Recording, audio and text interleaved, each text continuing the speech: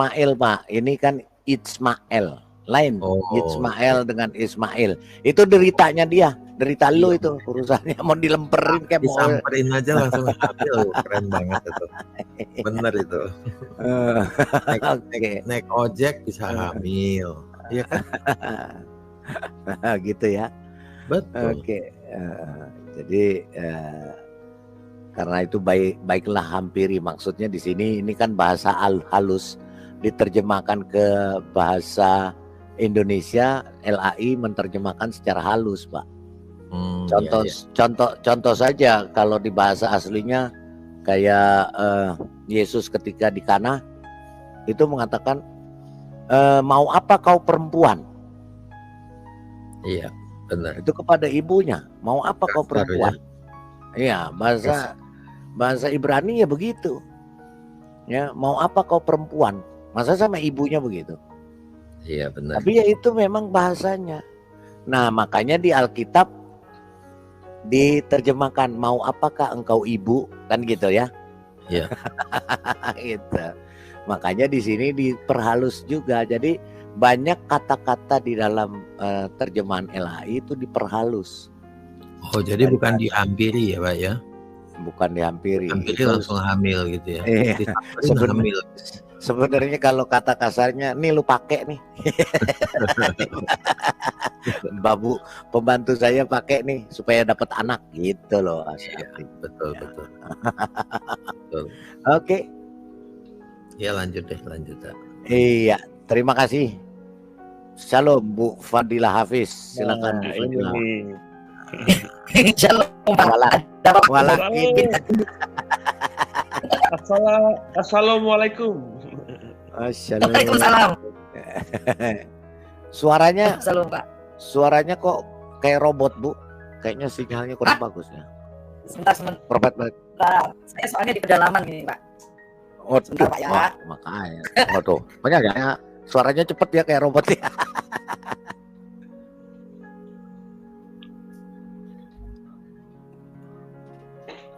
Halo. Masih kayak robot ya? Masih Bu. Halo, Pak. Masih Bu. Suaranya kayak ada bicaranya. Gitu. Serius, Pak. Masa sih? Udah masih, Pak. Nah, masih tanya aja tuh sama Abu Subi Al Jamil. Gimana Abu Subi? Bu Fadilah ngomongnya jangan dimatiin. Suaranya Bu Fadilah mengerikan. Oh ya, ganti server. Ngomongnya di server ganti.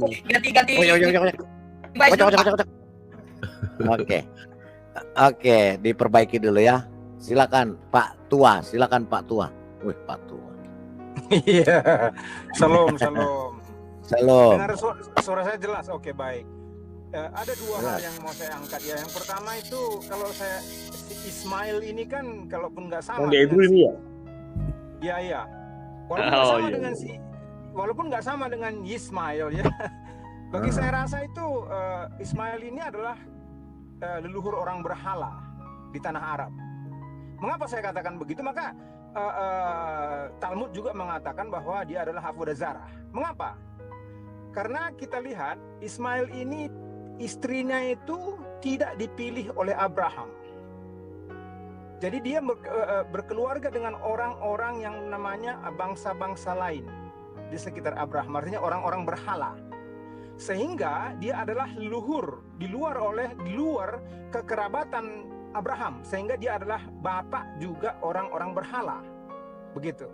Nah, ini jelas kalau dia adalah disebut dengan Avodah Zarah bagi orang-orang ditulis dalam Talmud ya. Ini adalah keledai liar itu tadi. Begitu. Jadi kalau dikatakan saudara, tidak. Saudara di dalam arti kepercayaan juga tidak. Kan begitu. Nah, yang kedua yang mau saya juga angkat itu kalau si Ismail ini ketika Ismail dan Ishak ya menguburkan Abraham, tentu Ismail ini dia naik burak atau bagaimana dari Hijaz, dari Mekah ke tanah Palestina.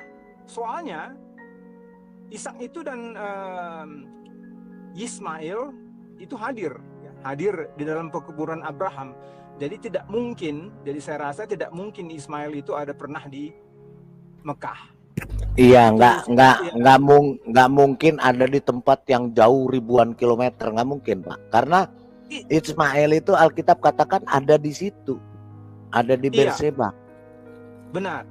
Nah, kalaupun kata mereka itu adalah mereka keturunan Ismail, jangan dikatakan keturunan yang orang yang percaya kepada Allah yang benar, karena memang begitu caranya. Ya, ketika kamu keluar dari itu secara otomatis kamu adalah keluar dari bangsa itu, sehingga di dalam orang Yahudi juga ya, kaum Samarian itu yang sudah pernah ke Asyur, bernikah campur dengan Asyur itu sudah ditolak, kan begitu. Sehingga makanya ada kaum yang namanya Samarian, kan begitu, yang disebut dengan Sumerian atau Samari ya di dalam Al-Qur'an. Nah, itulah di dalam budaya mereka itu, kalau kamu sudah keluar dari kekerabatan, kamu keluar baik di dalam kekerabatan ataupun baik di dalam hal keimanan, karena usaha kamu dianggap sudah keluar. Makanya sekali lagi saya katakan, kalau kamu memang mau mengklaim kamu adalah keturunan Ismail, memang kamu adalah keturunan pagan. Begitu saja, Pak Didara. Silakan ya. Oke, baik. Terima kasih.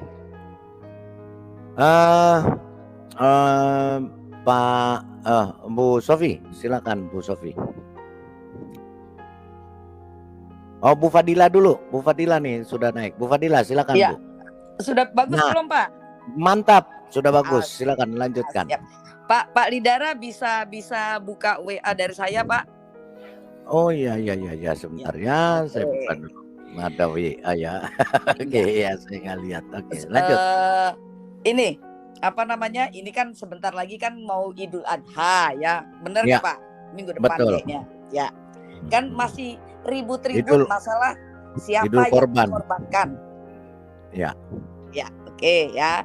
Masih ribut-ribut siapa sih yang jadi korban sebenarnya. Nah, kalau di sana kan selalu pakai ayat bahwa Ismail yang lahir duluan baru Ishak. Yaitu yang mereka ributkan di surat ke-17 kalau saya nggak salah ayat 39. Buat kita tidak masalah siapa yang duluan. Mau Ismail, mau Ishak, itu urusanmu. Kan begitu. Yang jelas siapa yang menjadi korban, yang jadi korban itu kan nggak dua-duanya sebenarnya. Lah kan nggak jadi. Iya. Nah, betul. Nah, nggak jadi. Tetapi saya kasih ke Pak Lidara itu kita bisa biar kita nggak dianggap cocok logi. Saya ambil dari tafsirnya At-Tabari ya mengenai siapakah yang disembelih itu, yang dipersembahkan sebenarnya. Yang mau disembelih, Pak. Bu, belum disembelih, mau disembelih. Yang dipersembahkan kan begitu. Nah, sebenarnya di surat As-Saffat itu tidak disebutkan sama sekali nama Ismail. Hanya penambahan saja. Tetapi nama Ishak yang disebutkan beberapa kali di surat As-Saffat. Jadi surat As-Saffat itu surah rujukan sebagai rujukan kejadian hari raya kurban, hari raya Idul Adha itu. Nah, di situ tidak disebutkan sama sekali nama Ismail, tetapi nama Ishak bahkan di ayat ke-113 kalau saya nggak salah itu disebutkan, maka diberkatilah ia, maksudnya Ibrahim dan Ishak. Nah, nama Ismail itu tidak disebutkan. Maka sebagian besar mufassir, para penafsir mengatakan bahwa yang dikorbankan, yang dipersembahkan itu adalah Ishak. Hanya beberapa penafsir baru seperti Jalalain itu yang mengatakan yang dikorbankan adalah Ismail. Bahkan mufassir yang zaman lama mengatakan itu Ishak yang dipersembahkan. Nah, bahkan hadis Rasul itu sekitar 60% mengatakan bahwa yang dipersembahkan adalah Ishak, bukan Ismail. Maka nanti bisa lihat Pak di situ. Iya, saya lagi lihat nih Bu. Nanti saya Ya. mau masuk ke Ya. supaya bisa dibuka. Iya, supaya bisa dibuka supaya kita nggak dibilang odong-odong Ya. ya. Nah, sebentar saya lagi pindahin dulu. Ya, bahkan ketika Jibril menemui Sarah, dia bilang bahwa dia akan mengandung seorang anak, kan begitu. Sarah nggak percaya, lalu Sarah itu memukul-mukul kepalanya tanda dia nggak percaya. Masa sih? Aku udah tua, nggak mungkin dong. Dan Ibrahim juga sudah tua. Nah, kemudian Ibrahim pun berjanji. Di At-Tabari dikatakan Ibrahim berjanji bahwasanya anak inilah, Ishak inilah yang akan dipersembahkan menjadi kepada Allah. Jadi demi Allah, kata Ibrahim di situ. Nah, kemudian ya yang unik sekali adalah kalau kita tahu semua ya, adat istiadatnya orang Timur Tengah, ya orang-orang zaman dulu sampai sekarang pun masih, namanya anak budak itu bukan pewaris. Sampai sekarang masih Pak. Nah itulah yang dinamakan kan milkul yamin. Milkul yamin itu adalah perzinahan yang dihalalkan, yaitu meniduri budak, kan begitu. Tetapi adatnya adalah anak seorang budak itu tidak mendapatkan ahli waris, alias tidak mendapatkan waris keturunan, misalnya mendapatkan nasab dari bapaknya. Kan itu adat dari dulu dan sekarang pun masih berlaku. Gitu. Makanya sepakat ulama kebanyakan mengatakan bersepakat bahwa anak yang dipersembahkan adalah Ishak. Nah, yang jadi pertanyaan adalah di As-Saffat ayat 103 apa 110, nanti bisa kita cek, itu yang dikatakan dan kami tebus dia dengan sembelihan yang besar. Nah, besar di situ dikatakan azim. Azim itu bukan kabir. Azim dan kabir adalah hal yang berbeda. Kabir itu lebih kepada kalau besar fisik ya, besar fisik. Tapi azim itu kalau kita seperti glory itu loh Pak, agung. Agung.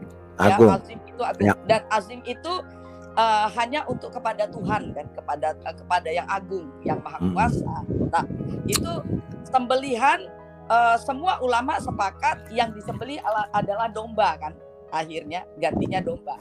Jadi kalau kita lihat di kata-kata itu, dan kami tebus anak domba yang agung, karena dua-duanya Ismail dan Ishak kan nggak jadi korban sebenarnya.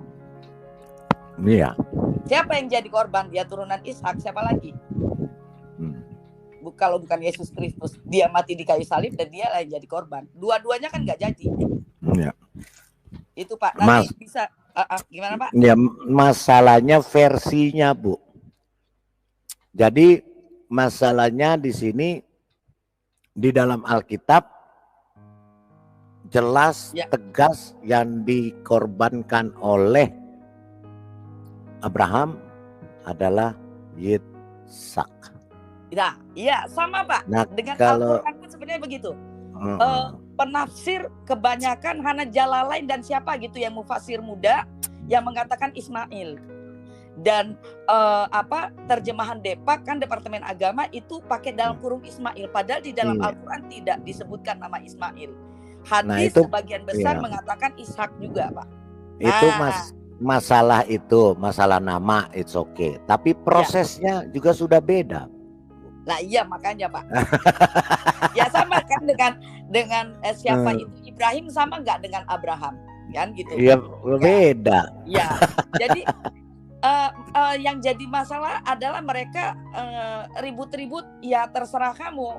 Sampai sekarang kan mereka masih ribut Pak. Siapa yang dikorbankan itu kan masih ribut. Iya. Kalau kita kan sudah jelas. Iya, biarin aja Bu, mereka main garuk-garukan derita lu. Ya kan gitu. Kalau mau mereka bentangkan, oh Alkitabmu ini kan ada kiai itu seorang ustadz di YouTube tuh viral sekali, dia ngomong begini. Nah, Alkitab itu salah. Kan jelas di Al-Quran urutannya, kita nggak peduli urutannya siapa duluan yang lahir. Al-Quran pun tidak peduli urutannya siapa duluan yang lahir. Yang jelas Al-Quranmu, para mufasirmu mengatakan Ishak yang dikorbankan. Enggak. Kita nggak peduli urutan mau sing lahir sik dhewe iki sapa bahasa Jawane. Yang lahir duluan siapa tuh kita nggak peduli. Yang penting yang diberkati siapa, gitu aja. Baik. Oke, Pak. Mantap. Ya, Thank you. Yang lain dulu, Pak. ya terima kasih. Di sini ada Pak Yamin Almirasi dan ada Pak Tua. Pak Tua dulu, silakan Pak Tua. Selamat malam dulu. Selamat malam Pak Yamin. Waduh. Selamat malam. Kita kasih Pak Tua dulu ya. Pak Tua, silakan Pak Tua. Oh, tadi saya udah ngomong, tapi kalau saya dikasih kesempatan lagi. Udah, lupa saya. Bu Sofi dulu, Bu Sofi. Silakan Bu Sofi. Ya, Bu Sofi. shalom. Shalom Wah, Alex. ini ada tuan-tuan grup ini rupanya ya. Sorry, tadi saya masih sibuk sama yang lain. Oke. Ini Apa, tentang Pak? apa? Ishak sama Ismail ya? Enggak, tentang Ismail anak daging atau anak zina dan keledai liar, Kejadian 16 ayat 12. Kok ketawa? Belum apa-apa wis guyu sik Bu Sofi. Sampai keselak aku. Judulnya udah mengunci ya Bu ya. Dikunci sama judulnya. Angger ngombe berdoa di. Itu kok katane Sofia iki paling parah. Lah iki paling darah luwih parah no timbangi aku. Loh. Kan aku ngikuti Alkitab, Bu. Jadi memang teman-teman Anak daging, ya, bukan anak teman-teman perjanjian. ya, teman-teman itu perlu tahu waktu pada zaman Abraham itu ada satu tradisi ya di dalam bangsa Timur Dekat kuno, bahwa kalau seorang istri itu ada di dalam kode Hammurabi namanya. Kalau seorang istri itu tidak punya anak atau mandul pada waktu itu, maka dia bisa memberikan budaknya, sehingga anak yang lahir itu nanti akan dinamai oleh istrinya dan menjadi anak kepunyaan istrinya. Makanya kalau Anda lihat di dalam kisah mengenai Yakub yang punya Rahel dan Lea, mereka juga punya budak namanya Bilha dan Silpa ya. Begitu Lea itu nggak bisa lagi punya anak ketika dia sudah melahirkan Yehuda, dia memberikan budaknya, betul? Hello. Iya, betul.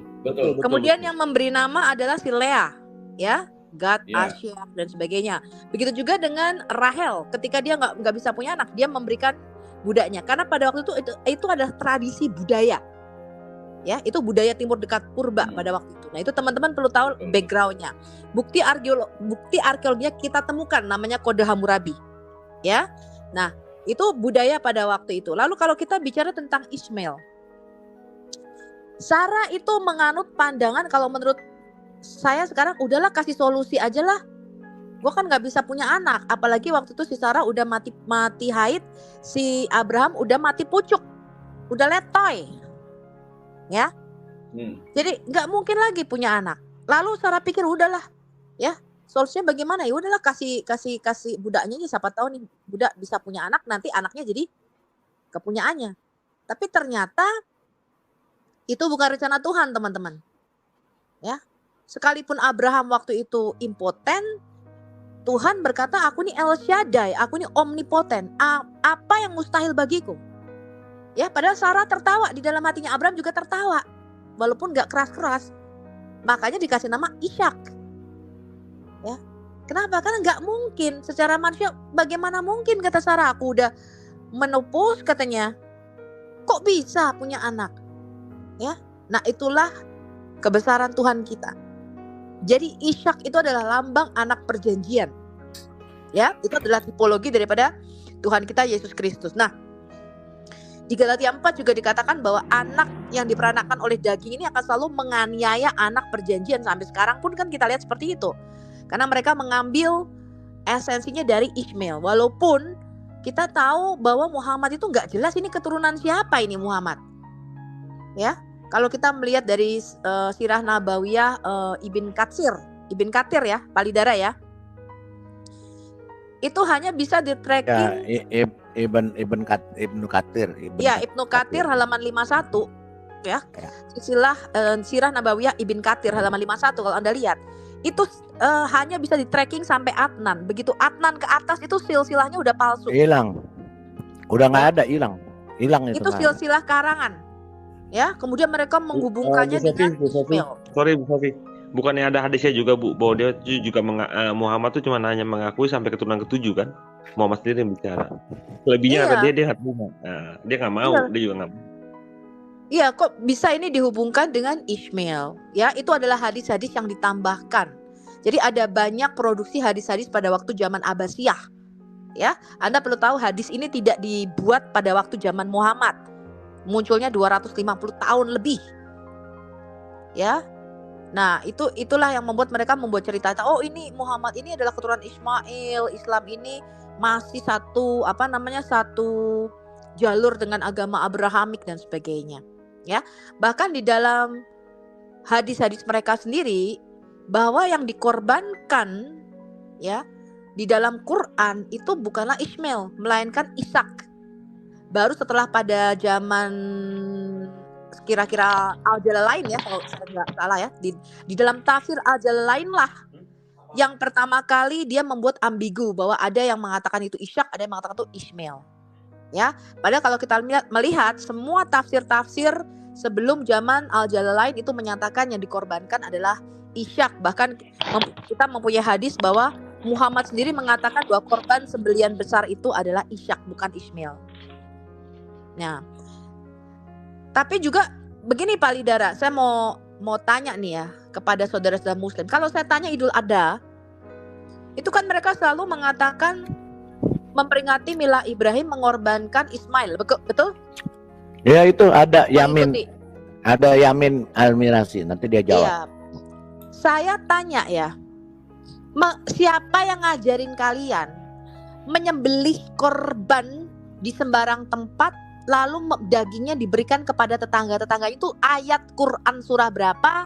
Kalian harus merayakan Idul Adha, menyembelih sesuai dengan milah Ibrahim, kemudian dagingnya diberikan. Karena di dalam Alkitab Ishak, kalau kita bicara Kejadian 22, yaitu akidah Yitzhak atau the binding of Yitzhak ya, di Kejadian 22, Tuhan itu menyuruh Abraham untuk mempersembahkan Ishak di Gunung Moria sebagai olah korban atau korban bakaran. Kemudian digantikan dengan kambing, ya, seekor kambing jantan. Korban bakaran itu dagingnya nggak boleh dibagikan, itu harus dibakar sampai habis. Sampai habis, sampai ya, Anda baca ludes. Imamat 1. Dan korban bakaran itu tidak boleh disembelih di sembarang tempat.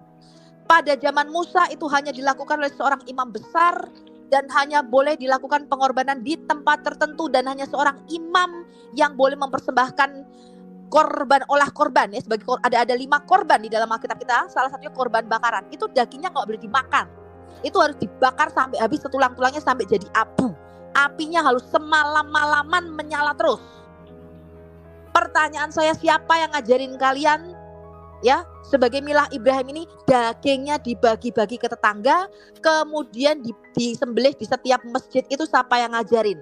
Karena di dalam Imamat Musa tidak boleh sembarangan Anda mempersembahkan korban di tempat yang sembarangan. Makanya sekarang bangsa Yahudi nggak bisa menyembelih kambing di New York misalnya, betul? Atau di California mereka mengadakan korban, nggak bisa. Harus tempat yang ditunjuk oleh Tuhan. Makanya Tuhan berkata kepada Abraham, pergilah kamu ke Gunung Moria, ke salah satu tempat yang akan aku tunjuk kepadamu. Betul? Oke, itu yang pertama pertanyaan saya kepada Pak Yamin. Yang kedua, saya mau teman-teman tahu bahwa di Gunung Moria, tempat Abraham mengorbankan Ishak, 2000 tahun kemudian di tempat yang sama, Allah Bapa kita mengorbankan anaknya yang tunggal Tuhan Yesus di tempat yang sama, yaitu di Bukit Moria di Golgota. Ya, jadi akidah Yitzhak atau the binding of Yitzhak itu merupakan tipologi daripada Tuhan kita Yesus Kristus. Di gunung yang sama, maka Bapa telah memberikan anak yang tunggal sebagai korban. Ya, dia sendirilah akan menyediakan anak domba yang menggantikan kita yang harusnya mati, yang menggantikan Ishak pada waktu itu. Itu merupakan tipologi daripada Tuhan kita Yesus Kristus. Betul nggak Pak Lidara? Yang sudah pernah ke Yerusalem. Exactly, tepat sekali. Karena Bukit Moria sekarang berdirilah tembok ratapan. Itu di Bukit Moria. Makanya orang Israel melakukan doa di tembok ratapan mengingat pengorbanan. Karena di balik tembok itulah Bukit Moria. Nah kemudian ke sisi, kalau kita ada arah dari tembok ratapan, ke sisi sebelah kiri itulah Bukit Golgota. Tepat sekali. Nah, kalau kita tanya sama RT 6, ya nggak ngerti. Gak ngerti Bu, ya belum pernah tahu, belum pernah membuktikan. Tapi ya tadi pertanyaannya Pak Yamin, selamat malam. Coba tuh ada pertanyaannya Bu Sofi itu. Pertanyaan saya dijawab, coba Pak, di Quran surah berapa ayat berapa? Bapak suruh mengikuti milah Ibrahim, korban bakaran itu harus dagingnya dibagi-bagi ke tetangga. Itu Hah? ayatnya. Quran surah berapa? Inna a'toinakal kausar. Iya, Quran surah berapa itu? Coba ditunjukkan buktinya. Gitu. Iya, Quran surah berapa? Pertanyaan saya ayat berapa, tunjukin. Al-Kautsar. Coba Pak Lidara buka. Oke, kita buka ya Al-Kautsar ya. Oke, sebentar. Al-Kautsar. QS berapa Pak Yamin biar gampang? QS Ingat apa ya? Nggak, ini saya lihat Al-Kautsar itu. Sebentar, Al-Kautsar itu surah. Sebentar. Al-Qiyamah, Al-Insan, Ar-Musalat, Ar-Naba. Al-Kautsar. Bu Sofi, sebentar. Ya. itu saya pernah baca sebenarnya pengorbanan ala potong kambing atau apa itu sebenarnya dari agama Kahin, kebiasaan Kahin di Mekah kuno. Pagan tuh. Iya, pagan Kahin. Iya, agama dukun Ya, Kahin. jadi dulu itu terhadap Hubal tuh mereka mengorbankan anak-anak ya setahun sekali. Kemudian diganti dengan Untuk Dewa Molok, untuk Dewa Molok. ya nama mereka tuh menyembah untuk Hubal. Makanya Hubal itu kalau perhatikan baik-baik patungnya itu selalu menggendong anak kecil. Waduh, Hubal yang ada di dalam Ka'bah itu dulu ya? Iya, berarti sama dengan Molok ya. Sama dong, 11-12. Supaya menyenangkan hati dewa-dewa. 11-12 sama Molok. Iya. Itu saya pernah baca itu ulasannya itu. Wah, Salah satu Al-Kautsar, sebentar saya lagi cari Al-Kautsar nih, surah berapa ya? Al-Jumu'ah. Al-Kautsar artinya apa Kautsar itu Pak? Kautsar. Al-Kautsar tuh Pak, itu yang tahu. Apa artinya Al-Kautsar itu? Al-Mujamir, Al-Mudasir, Ibu Al-Musalah, Fadila tahu Al-Kautsar itu apa Bu? Al-Buruz, Al-Kasiyah. Ini Al-Kautsar berarti Al-Kautsar paling isinya itu orang-orang menuduh Muhammad nggak punya keturunan. Oh gitu. Iya, di Al-Kautsar itu pendek kali itu apanya ayat Oh apa? itu artinya itu ya? Al-Kautsar surah berapa sih? Kok nggak ketemu saya nih? Kautsar atau Kautsar? Al-Kautsar. Bawah Pak, agak-agak itu juz amma itu. Kautsar, juz amma. Iya, jadi dekat-dekat Al-Ikhlas gitu-gitu deh. 108. 108. 108. Saya lupa surat keberapa. Pokoknya agak bawah. Si Yamin nggak tahu si Yamin. Udahlah, nggak usah. Oh, Al-Kautsar ya 108. Ya, agak bawah ayat kan. nomor berapa? Oh ini nomor 2. Nomor 1 terus nomor 2, ini nomor 1 bunyinya ini. Ya kita lihat aja. Oke, saya share dulu. Buka sekarang. Itu Al-Kautsar ini ya. Nikmat yang banyak artinya kan. Iya, Al-Kautsar itu 1, sesungguhnya kami telah memberimu dalam kurung Nabi Muhammad nikmat yang banyak. Itu nomor 1-nya. Nomor 2-nya, maka laksanakanlah salat karena Tuhanmu dan berkorbanlah. Ketiga, sesungguhnya orang yang membencimu dialah yang terputus dari rahmat Allah. Nggak ada Tiga ayat. korbannya, nggak ada Nggak bro. ayat. Nggak Nggak ada itu Cuma Tiga ayat. perintah korban. berkorban aja, tapi Ora sejarah ono. kurbannya kan nggak ada di situ, bukan di Al-Kausar Berkorban. sejarah kurban itu. Coba Fasali bahasa aslinya apa Bu Fadila itu? fasali lirabika wanhar. Fasholli lirabbika wanhar. Wanhar itu ya memang kurban, tapi tidak tentang sejarah kurban, Bu. Oh. Bukan sejarah tentang kurban. Sejarah tentang begitu. kurban itu di As-Saffat. Ya Wah, itu Pak Yamin, coba lebih- dijelaskan Pak Yamin. Lebih pintar Ibu Fadila dong. As-Saffat itu tentang kurban itu sejarahnya itu di As-Saffat. Nggak ada di ayat di surah yang lain. Kalau ini cuma As-Saffat. perintah berkurban saja. Iya. Cuma Gimana, perintah Pak Yamin? berkurbannya seperti apa, sejarahnya seperti apa, berkurbannya seperti apa juga nggak dijelaskan. Sejarahnya coba Pak Lidara ke surat As-Saffat. Nah, itu Teman-teman, kalau di Alkitab kita di Imamat 1 sampai 7 tentang korban itu dijelaskan detail, betul nggak? Jelas. Binatang apa Sangat saja yang boleh detail. binatang apa Iya. saja yang boleh menjadi korban. Tuhan bilang Iya. ada kambing, ada lembu, ada ini nggak boleh onta. Ya, itu Nggak seperti boleh. yang korban. Terus bagaimana caranya memberikan korban bakaran? Umbai hatinya, dalamnya itu diambil, ya. Kalau korbannya dari burung tekukur atau burung merpati, itu temboloknya yang dioleskan Tembolok, darah. ya. Itu semua Ya. ada aturannya, teman-teman, nggak sembarangan. Itu Iya. detail terinci. Bagaimana kamu cara mempersembahkan korban keselamatan, korban sajian misalnya tepung segenggam dibubui kemenyan, kemudian dikasih minyak, ya. Itu semua itu dikasih caranya rinci.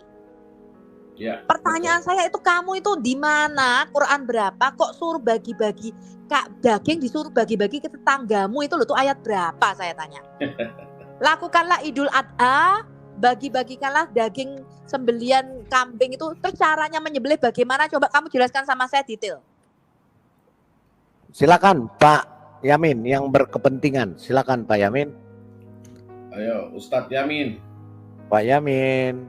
Pak Yamin mikir, Dia mimpi Ustadz apa ini, aku tadi malam? Ustadz Yamin. Iya. Ayo Apa Ustadz silakan. Yamin. Silakan Jelas, Pak jelas, Yamin. jelas. Inna a'toinakal kausar fasholli lirabbika wanhar. Nggak jelas. Itu Mas Pak Yamin. perintah berkurban. Betul, perintah berkurban. Maka Nah. sembelihlah. Anhar itu artinya sembelihlah.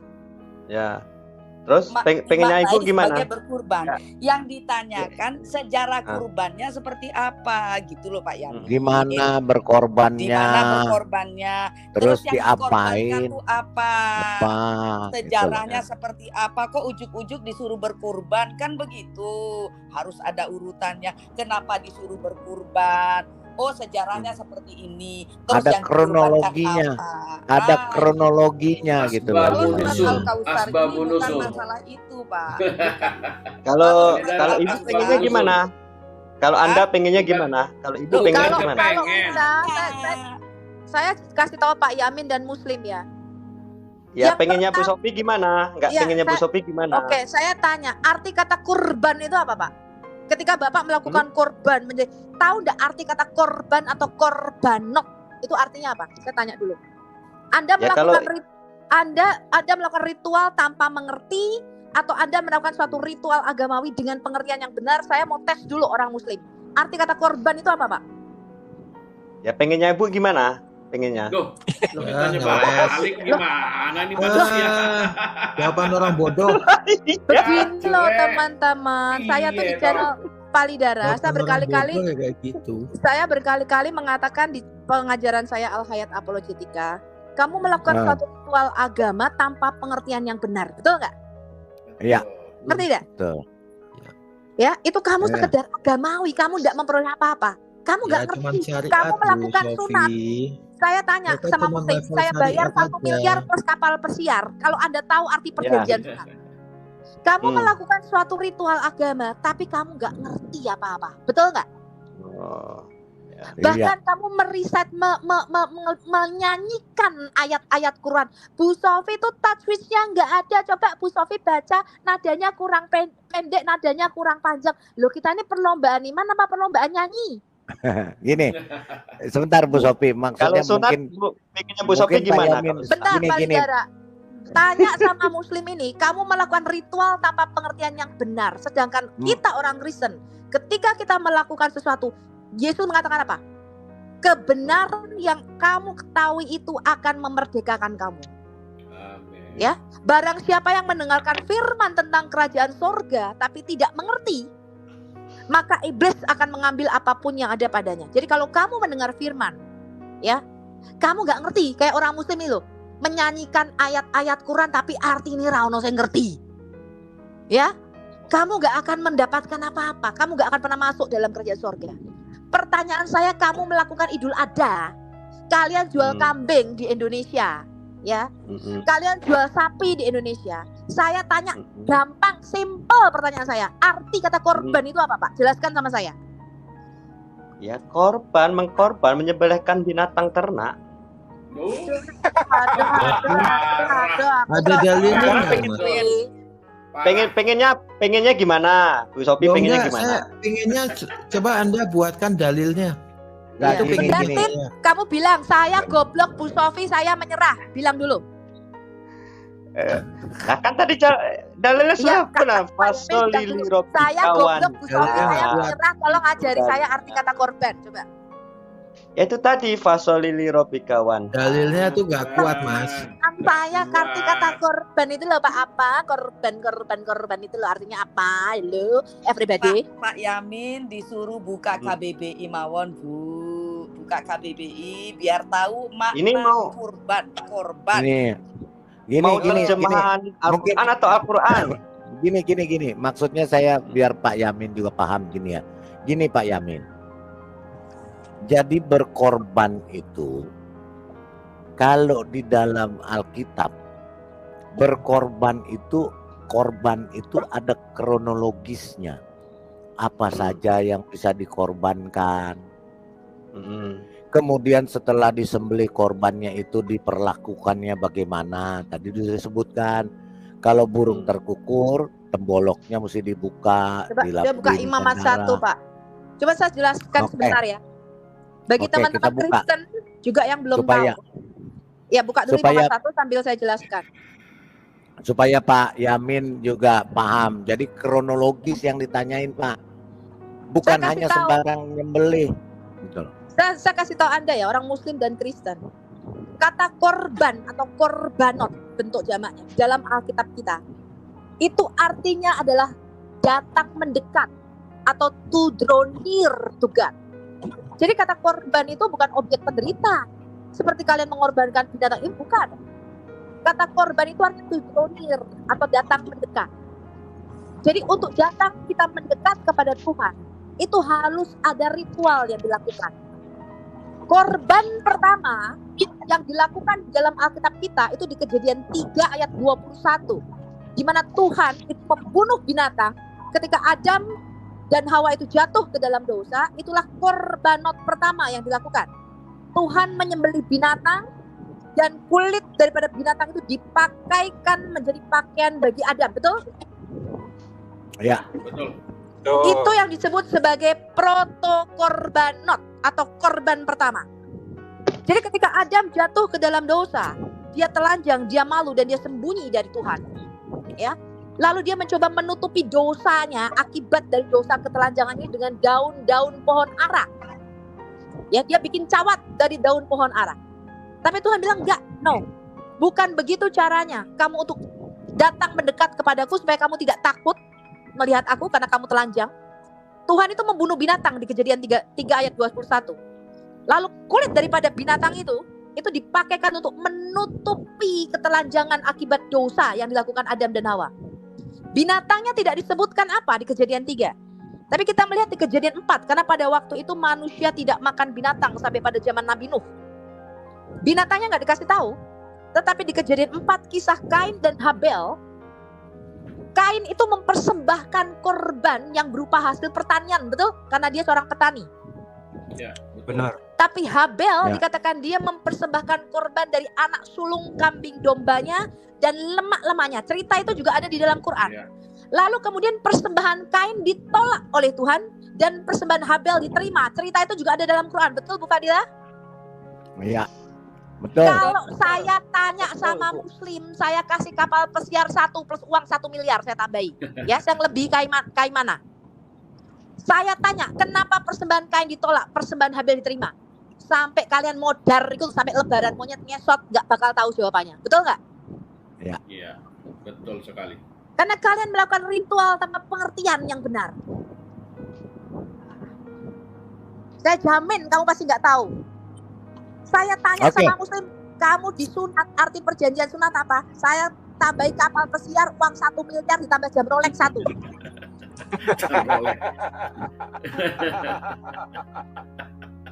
Ayo Yamin, jawab Yamin. Saya bela Yamin. Oke. Saya bacain dulu.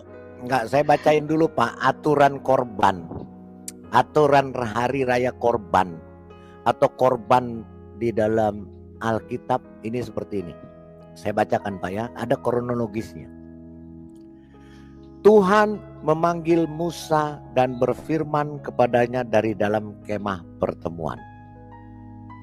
Ayat 2, berbicaralah kepada orang Israel dan katakan kepada mereka, apabila seseorang di antaramu hendak mempersembahkan persembahan kepada Tuhan, korban, haruslah persembahanmu yang kamu persembahkan itu dari ternak, yaitu dari lembu, sapi, atau dari kambing domba.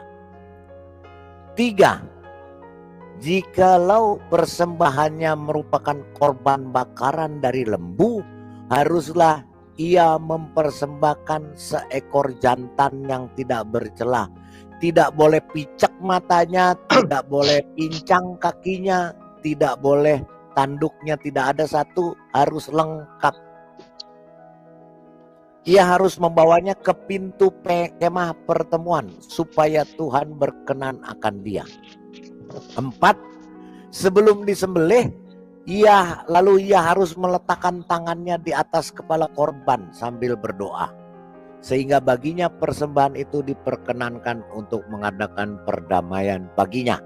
5, kemudian haruslah ia menyembelih lembu itu di hadapan Tuhan, di hadapan Elohim, dan anak-anak Harun sebagai imam itu harus mempersembahkan darah lembu. Darahnya bukan dibuang. Kalau Pak Yamin darahnya dibuang, dikubur. Haruslah mempersembahkan darah lembu itu dan menyiramkannya pada sekeliling mezbah yang di depan pintu kemah pertemuan. Harus di depan kemah pertemuan, bukan di bawah tenda. 6, kemudian haruslah ia menguliti korban bakaran itu dan memotong-motongnya menurut bagian-bagian tertentu. 7, anak-anak Imam Harun haruslah menaruh api di atas mezbah dan menyusun kayu di atas api itu. 8, dan mereka harus mengatur potongan-potongan korban itu dan kepala serta lemaknya di atas kayu yang sedang menyala di atas mezbah. Bukan kepalanya dikulitin jadi sop iga, sop kepala kambing, kepala lembu, terus otaknya dibikin gulai. Bukan. 9, tetapi isi perutnya dan betisnya haruslah dibasuh dengan air dan seluruhnya itu harus dibakar oleh imam di atas mezbah sebagai korban bakaran, sebagai korban api-apian yang baunya menyenangkan bagi Tuhan. 10, jikalau persembahannya untuk korban bakaran adalah dari kambing domba, baik dari domba maupun dari embek kambing, haruslah ia mempersembahkan seekor jantan yang tidak bercelah. 11, haruslah ia menyembelih pada sisi mezbah sebelah utara di hadapan Tuhan.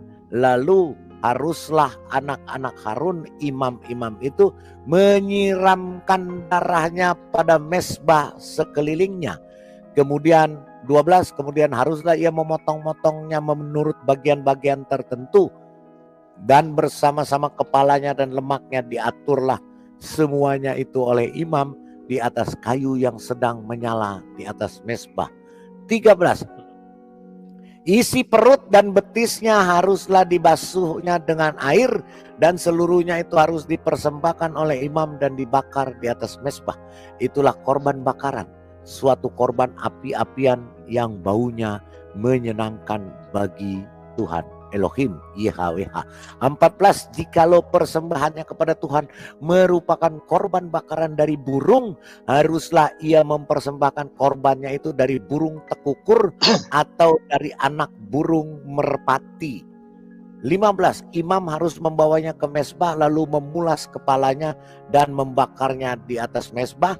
Darahnya harus ditekan keluar pada dinding mezbah. 16. Temboloknya serta bagian bulunya harus disisihkan dan dibuang ke samping mezbah sebelah timur ke tempat abu. 17. Dan ia harus mencabik burung itu pada pangkal sayapnya, tetapi tidak sampai terpisah. Lalu imam harus membakarnya di atas mezbah, di atas kayu yang sedang terbakar. Itulah korban bakaran, suatu korban api-apian yang baunya menyenangkan Tuhan. Kalau cuma nyembelih kambing, nyembelih lembu, terus dibikin sate, tukang sate ahlinya. Itu tata cara korban di Kristen, Pak ya? Tata cara, ya, di Alkitab. Nah, terus sekarang pertanyaannya sudah berapa banyak orang Kristen melakukan seperti itu? Bukan orang Kristen. Loh, itu Taurat. Musa, Taurat. Oh, berarti punya itu syariat siapa Yahudi. Itu syariat Musa atau syariat Musa. Sekarang Pak Yamin percaya nggak sama Nabi Musa? Oh, percaya. Percaya. Terus Nabi Musa sudah berlalu itu syariatnya sudah berlalu. Habis. Nah, dia bersama habisnya Nabi. Iya, pertanyaannya, Bapak melaksanakan Idul Korban tujuannya untuk apa? Itu yang ditanya tadi. Silakan. Oh iya. Ini ya. Inilah nikmatnya Islam ya. Setahun sekali diadakan kurban. Itu adalah sebagai suatu syiar, ya enggak? Syiar agama. Kita berkumpul bersama, terus gotong royong bersama-sama. Bukan itu pertanyaannya Pak Yamin. Ya, Pak, itu tujuannya. Pak, enggak, di dalam kitab Taurat Musa nggak ada melakukan korban bakaran untuk kumpul-kumpul arisan dan gotong royong. Ya, itu kan punya Musa. Musa kan sudah berlalu, sudah habis. Gini teman-teman. Gini sebentar Pak King, dia menjelaskan dari versinya dia, jadi jangan disamain sama, karena beda. Mereka nggak menjalankan Taurat, mereka jalanin itu kan syariat mereka Musa sendiri. kan sudah habis, sudah selesai bersama Nabi. Nggak ada. Kalau syariat Musa masih ada Pak sampai sekarang di Israel. Nabi Musa yang sudah tidak ada. Silakan Pak Yamin. Ursi Yamin ini. Kan inilah indahnya Islam. Dalam satu tahun sebentar Pak, sebelum Bapak Yamin lanjutkan. Syariat Musa sampai sekarang di Israel masih ada, dan orang Yahudi melakukan Idul Korban atau Hari Raya Korbanon. Menurut Islam apa itu korban? Silakan Pak. Ya, bagi kami syariat Musa tuh ada, tapi kan sudah habis, sudah expire. Ya, silakan. Itu urusan orang mereka lah. Jadi Bapak ngikutin siapa Pak? Syariat siapa korban Pak? Nabi Muhammad Pak. Itu tadi inna atana kausar fasolili robbika wanhar. Jadi syariatnya Muhammad. Itu syariatnya untuk Hubal. Itu ayat Hubal itu pas musim haji. Kemudian orang-orang kan waktu haji itu memang juga menyembah, memotong kambing dimakan rame-rame. Waktu itu begitu. Ya, ini kan ada fungsi sosialnya, ya enggak? Iya, tapi selalu Ustadzmu kalau khotbah Idul Adha itu selalu ngomongnya ke Ismail. Ayo. Ini nanti dulu nih yang mau diceritakan yang mana? Iya, makanya ceritain dong Idul Adha versimu. Ya saya cerita dipotong. Iya, itu ditanya kan, apa dalilnya yang memperkuat kebiasaan Idul Adha? motong kambing, Ya motong itu sapi. tadi. Kan sudah saya sebutkan fasolili robika wanhar. Bentar Pak Yamin. Pak, tak tanya ya, sampean. Pak Yamin, arti wanhar itu tahu nggak? Kalau ibu pengennya apa? Loh, kok pengennya saya harus dengan bahasa Arab dong? Tadi lokatil Arabiyah. Ya itulah. Ayo ngomong bahasa Arab kalau bisa. Arabiyah. Ma maknahu wanhar? As'aluka. Ya pengennya ibu gimana? Silakan. Jangan saya pengennya bahasa Arab, kan kamu pakai bahasa Arab dan mengagungkan bahasa Arab. Sekarang saya tanya, kamu pakai Quran surat Al-Kautsar. Al-Kautsar itu artinya apa? Kemudian kamu pakai dalil fasholli lirabbika wanhar. Oh ya, Mak. Bentar, ibu saya manggil ya. Dalam bahasa Arab apa?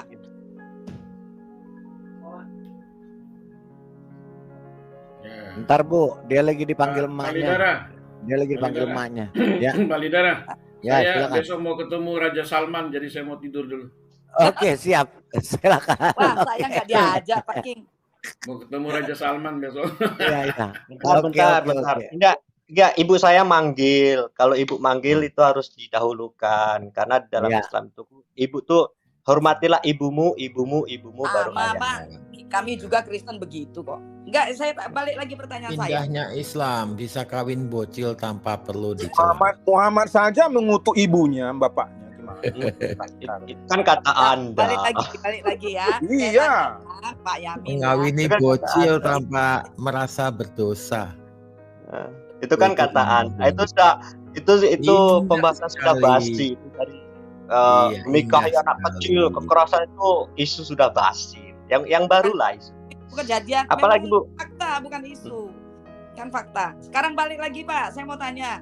Bapak pakai Quran surat Al-Kautsar kan? Sekarang tuh pengennya ibu gimana? Pengennya ibu gimana? Saya. Lalu kamu berdiskusi kok kayak gini toh Pak?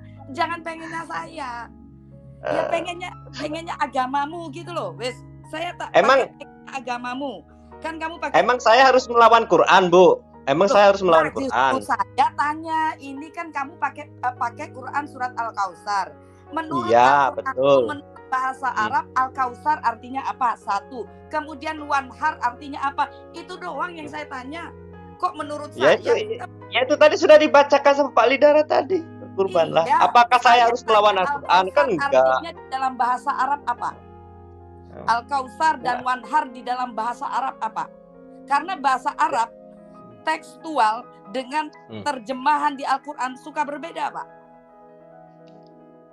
Mau terjemahan apa sama Quran? Oh, enggak usah berkilat sana kemari, Pak. Jawab aja ya, Al-Kautsar. Harus dibedakan, Bu. Mana terjemahan, mana Quran harus beda.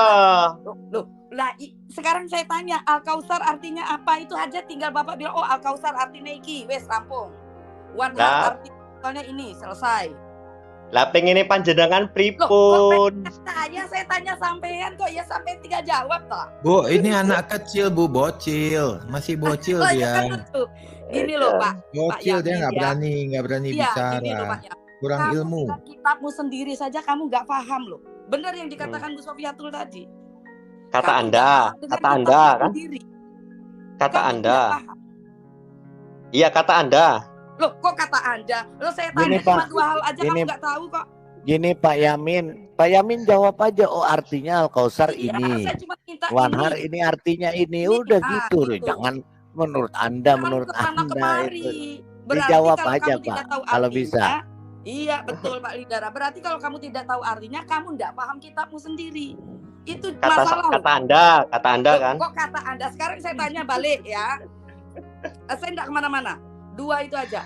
Arti Al-Kautsar apa? Arti wanhar apa? Dia nggak bisa jawab Bu. Kan? Dia nggak bisa jawab Bu. Itu menandakan dia nggak bisa jawab. Ya udah. Yang lain dulu. Ya, gitu ya. Oke, nggak bisa jawab ya. Oke. Jadi balik ke korban tadi kan? Ya korban, silakan jelaskan. Ya, begini ya. Inilah yang disyariatkan Islam kan. Dalam strata sosial itu kan nggak semuanya orang dalam 1 tahun makan daging kan. Allah ngomong aja. Siapa bilang? Ya wis lah, Kamu buktikan nggak mana penelitian ilmiahnya nggak makan daging? Ayo, mana penelitiannya? Ada orang yang tidak makan daging dalam 1 tahun. Enggak. Kurban itu sudah dilakukan kakek si Muhammad waktu mereka masih pagan. Jadi apa hubungannya dengan yang sekarang juga? Kan itu Muhammad melakukan apa yang dilakukan Gini Pak, biar dengerin dulu dia jelasin apa sih yang dia jelasin, baru nanti ini. Silakan Pak Yamin jelasin dulu apa tadi. Baru nanti kita ya kalau kita mau ketawain ya kita ketawain, kalau kita mau bantah ya kita bantah. Silakan Pak Yamin. Wes Rung. Ya wes. Ya jelaskan. Jadi inilah yang saya rasakan umat Islam dalam 1 tahun sekali kita berkumpul. Ya enggak? Di tengah individualitas seseorang kita diharuskan atau dianjurkan untuk berkumpul bareng-bareng, bercanda, memotong daging bareng-bareng, dibagi bareng-bareng, kita makan. Makannya sendiri-sendiri, silakan.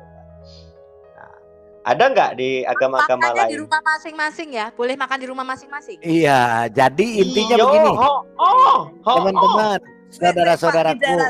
Dia bilang setahun sekali toh, padahal setahun agamamu 2 kali loh. Idul Fitri apa enggak makan daging?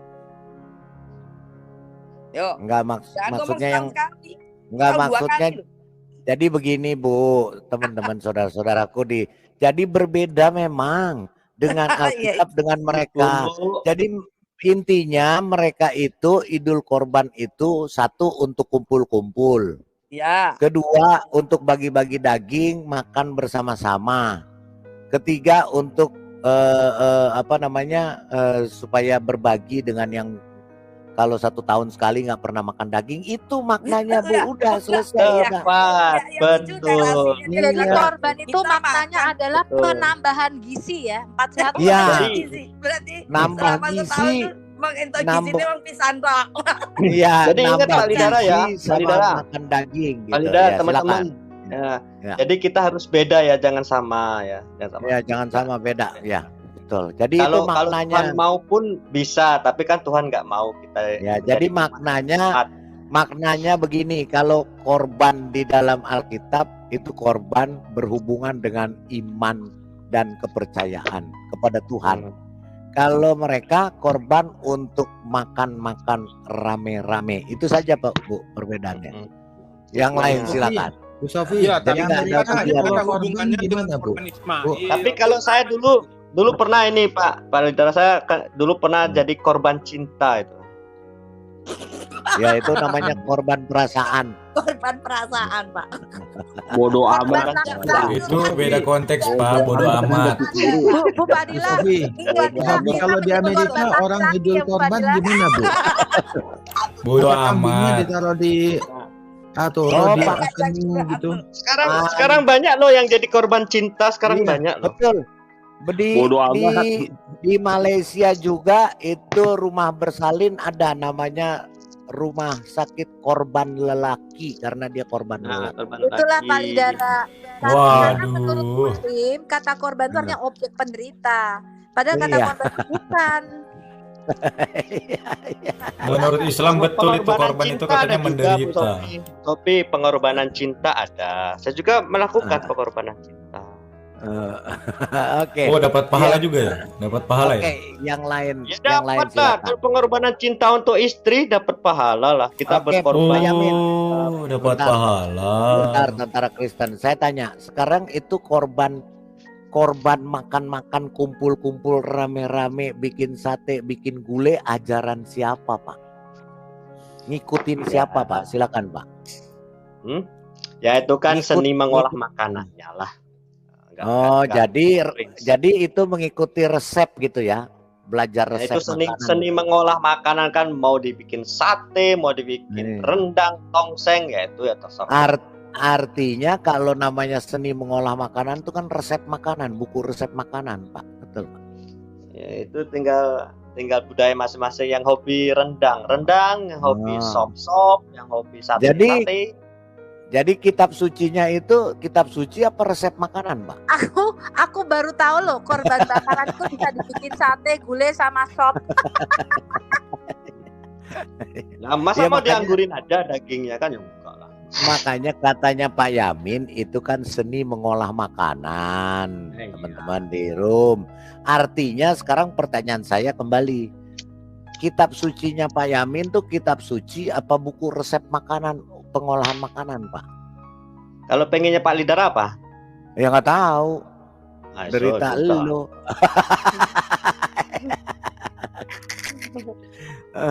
Oke.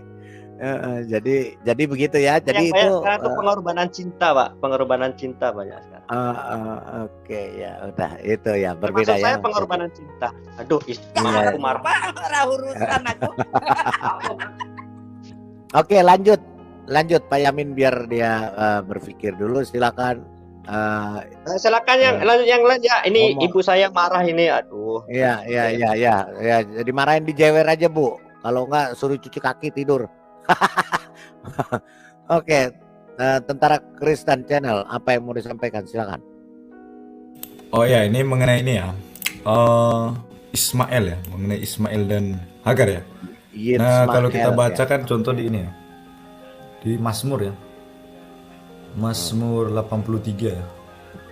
Ayat 1 ya sampai ayat 6 itu. Nah, Ya, kalau saya baca udah bahkan dari dibacain. penafsiran juga. Udah dibacain, apalagi yang mau disampaikan? Oh, udah dibaca tadi. Udah. Oh iya, intinya di situ kan keturunannya dari Hagar dan Ismail itu ada yang menjadi musuh-musuh Tuhan ya. Dan mereka berkata bahwa orang-orang Israel itu katanya akan diruntuhkan. Mereka berharap bahwa Israel tidak dikenal lagi. Jadi mereka ini ingin meruntuhkan Israel sebagai negara. Nah, ini kan yang diharapkan oleh umat sebelah bahwa Israel itu dihancurkan, dimusnahkan lah. Negara Israel itu semoga tidak ada. Makanya kan mereka sering memfitnah. Katanya itu Zionisme katanya lah. Zionisme apa? Memang itu tanah mereka kok. Justru mereka kan yang klaim-klaim perlu datang tiba-tiba ada naik burak itu kan ke Masjidil Aqsa. Padahal nggak ada saksinya, nggak ada buktinya. Tidak ada fakta sejarahnya. Bahkan di kitab sendiri, mereka sendiri mengatakan itu adalah mimpi. Nah, jadi nggak mungkin itu adalah suatu kenyataan. Nah, jadi kalau berbicara keturunan Hagar dan keturunan Ismail, itu udah jelas bohong ya kalau dikatakan bahwa Muhammad itu adalah keturunan Hagar dan Ismail. Karena seperti yang sudah dijelaskan oleh Bu Sofi tadi, ada keturunannya yang putus dan tidak berani itu ditafsirkan oleh Muhammad sendiri, bahkan mengatakan bahwa ada keturunan yang putus, nggak nyambung sampai ke Ismail. Nah, memang kalau kita melihat secara sejarah ya, kayak kalau di zamannya Sanherib itu ya, kalau di kitab Tawarikh, mungkin keturunannya itu ada yang bercampur ya. Tetapi kan tidak jelas juga apakah memang Muhammad itu ada garis keturunannya dari Ismail. Sedangkan kalau di dalam Alkitab, Ismail itu kan dia ke Mesir. Nah, kemudian keturunannya kan ada Kedar dan Nebayot. Kedar dan Nebayot itu kan keturunannya itu di Arabia Utara. Nanti teman-teman yang di live chat bisa cek sendiri di Google. Kedar dan Nebayot itu bukan di wilayah Mekah dan Madinah, bukan. Itu di wilayah Arabia Utara, di sekitar Petra. Kemudian ke arah tenggara lah. Petra sampai ke wilayah Qatar ya. Jadi dari wilayah situ, wilayah Hawilah atau wilayah penghasil emas. Nah, di situ itulah wilayah tempat orang Ismail itu berdiam. Bukan di Mekah dan Madinah, salah itu. Jadi itu udah salah sejarah. Dan kalau kita baca kan contoh di hadis Musnad Ahmad nomor 23683, katanya Ka'bah itu dibangun oleh Abraham atau Ibrahim. Kan mereka menyamakan kan Ibrahim dengan Abraham kan. Bahkan sampai-sampai di terjemahan hadis berbahasa Inggris, Ibrahim itu diterjemahkan jadi Abraham. Nah, ini kan udah ngawur. Jadi kalau mereka mau menyamakan, justru mereka malah bunuh diri. Karena itu salah sejarah. Jelas-jelas udah berbeda. Nggak ada Abraham itu membangun Ka'bah. Abraham tidak pernah ke Mekah, apalagi sampai membangun suatu bangunan dan dijadikan sebagai tempat penyembahan. Nggak ada itu. Nah, jadi mungkin itu dulu yang saya sampaikan. Lanjut dulu. Jadi berbeda lah, Tuhannya udah beda, ajarnya aja udah beda, cara korbannya berbeda. Tadi kan udah dijelaskan tadi, korbannya aja udah berbeda, berarti Tuhannya berbeda. Oke, lanjut. Ya, udah. Oke, ya. Homo erectus, silakan. Homo erectus, homo. Terima kasih, salam semua. Ya. Ini unik ini Pak, memang ajaran ini Pak. Yang setahu saya, nggak tahu lah kalau yang lain bisa meneliti lebih dalamnya. Ada nggak kita berbeda pendapat mengenai siapa Ismail, siapa Ishak, baik dari Kristen maupun dari Yahudi, Pak? Coba, Pak. Ada nggak? Ya nggak ada, Pak. Nah, itu dia. Sementara mereka yang di seberang sana, antar mereka pun gontok-gontokan siapa yang duluan, Ismail atau Ishak. Ulama-ulama awal mereka menyatakan Ismail. Ulama belakangan menyatakan Ishak. Kebalik, Pak, kebalik. Enggak, Pak. Ishak duluan. Enggak, saya udah baca hadis, Pak. Di hadis dikatakan Ishak yang dikurbankan. Bukan. Ini kan kalau hadis itu kan ditulis Ishak, Pak. Ulama, Pak. Ulama-ulama awal mereka itu menyatakan sorry. Terbalik, maaf. Ulama awal mereka itu menyatakan Ishak. Nah, ulama mereka yang belakangan lah yang menyatakan Ismail. Maaf, terbalik saya. Sorry. Iya, kebalik, Pak. Ya, Oke. Nah, jadi mereka saja tidak satu kata dengan itu. Ini aja udah harusnya jadi masalah. Kenapa si Anu bilang A, si Anu bilang B, terus tiba-tiba banyak orang yang pilih si B bukan si A. Berarti kan anggapannya mana yang menurut mereka aman untuk mereka ambil, kan gitu jadinya. Bukannya mencari mana yang benar, enggak, mana yang nyaman bagi mereka. Nah, buktinya ulama awal mereka bilang itu Ishak. Ulama belakangan yang bilang Ismail. Silakan aja cek tuh tahun berapa datangnya tuh, macam-macam orang. Gus Dur aja bilang ya udahlah nggak usah diributin, toh dua-duanya juga nggak jadi disembelih, kan gitu kata Gus Dur, saking bingungnya jawabnya. Sampai cek. Itu pertama. Yang kedua, mereka mencoba mengambil jalur dari Ismail yang jelas-jelas kayak Charles Darwin teorinya, Pak. The missing link. Putusnya di Adnan. Keturunan berapa? 29 atau 30 nggak ketahuan kemana itu titiknya. Dan itu pun mereka masih berdebat sampai sekarang. Nah, keyakinan yang masih abu-abu ini diyakini jadi keyakinan penuh. Aduh, kalau bagi saya konyol, Pak. Sungguh, kalau saya dilahirkan Islam, saya keluar, Pak. Ini aja udah nggak lucu gitu cerita ini. Dari mana datangnya gitu. Dan mereka tetap masih kekeh. Yang enggak aja gitu, yang bilang Taurat dipercaya, sementara tadi Bu Sofi udah menjelaskan bagaimana aturan kurban itu. Mereka nggak ngerti. Taunya potong kambing rame-rame. Kayak siapa Pak Yamin tadi bilang sekali setahun makan daging katanya. Dan di Amerika juga orang sekali setahun potong kalkun. So, belajar dari mana tuh? Kalau hanya itu alasannya enggak ada hubungannya dengan ketuhanan gitu, Pak. Apa sih alasannya begituan? Saya kira-kira begitu, karena saya tadi udah begitu banyak yang menyampaikan yang lebih detail ya. Kira-kira gitu, Pak. Terima kasih. Lanjut yang lain. Iya, makanya dijelaskan nggak ada hubungannya sama iman, sama ketuhanan yang ada. Saya tambahin sedikit ya. Jadi yang menunjukkan bahwa yang dikorbankan, yang akan dikorbankan itu Ismail, itu karena pengaruh waktu itu terjadi perang salib, Pak. Jadi benar-benar Yahudi itu dianggap musuh, Kristen dianggap musuh karena waktu itu perang salib. Jadi semangat untuk Islamnya itu sangat tinggi waktu itu, Pak. Suasana politik itu kan zamannya Abbasiyah. Jadi itu pengaruh dari perpolitikan waktu itu. Makanya dia beda sendiri, Pak. Itu bisa dibaca di Ibnu Khaldun, Pak. Ditarik al Ibnu Khaldun. Itu ada. Kenapa kok di Tabari, di Qurtubi itu dikatakan Ishak, tapi kalau di Jalalain itu dikatakan Ismail. Itu sementara di Al-Quran tidak disebutkan namanya, hanya kata-katanya anak itu.